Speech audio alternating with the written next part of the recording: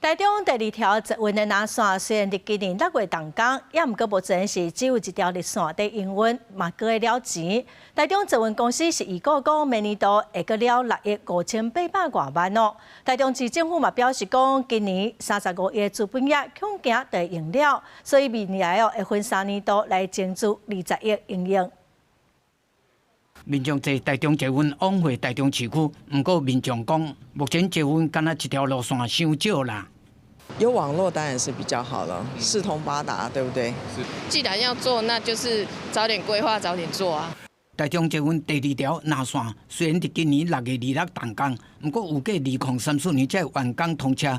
根据中捷公司所提报的明年度事业计划书，有过明年的平均流运量。虽然会提高到49600人次，比目前的45957人次较悬，明年的收入嘛有5亿5000多万，不过人事成本才支出缩减12亿外，掠来扯去，算的明年度会继续了6亿5800多万。赶快加速捷运路网蓝线及其他路线的兴建。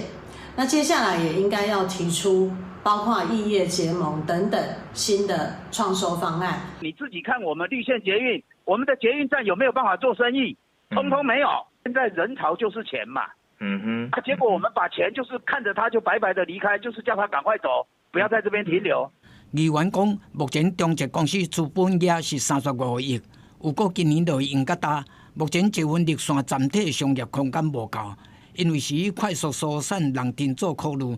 恶达到商业合作的效果，建议应该利用外墙甲大条，创造其他的收益。第2条南线起好，搁要等11年，会变作市库的大负担。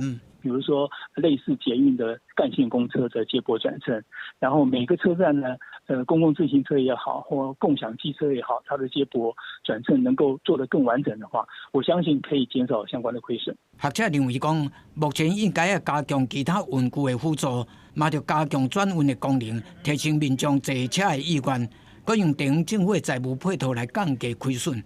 中捷公司讲，争取的计划已经伫2024年审议通过，2025年到2027年会分3年度，总共争取20亿，通来降低冲击。